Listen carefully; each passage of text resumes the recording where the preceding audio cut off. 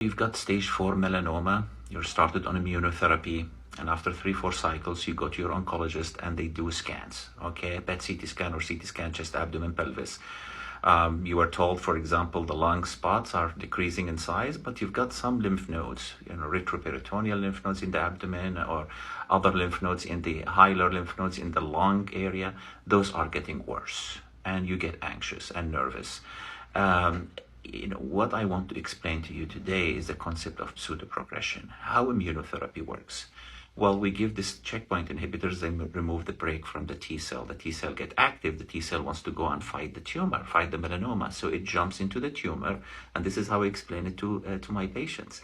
And then it's not uncommon to see some swelling, okay? The T cells are going inside the tumor, we get some swelling.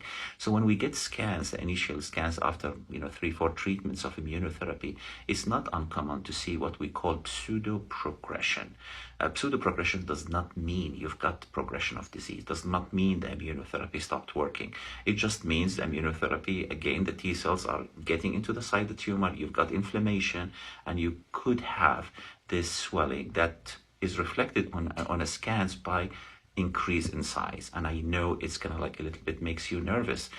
So I would say just continue treatment with immunotherapy, repeat the scans again in about 3 months, and hopefully the other scans will show improvement. So I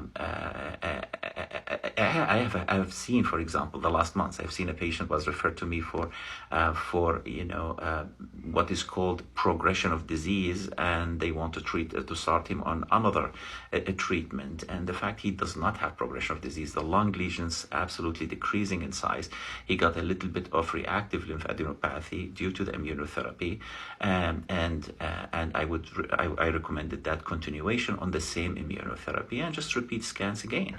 So the other issue also is we can run to something called a sarcoid-like syndrome, where you give the immunotherapy and you have this reactive lymph node enlargement. See it sometimes in the neck, we see it in the armpits, and we have this symmetrical enlargement of lymph nodes, and it could be sometimes painful, and that's all only inflammation. It does not mean that you've got progression of disease.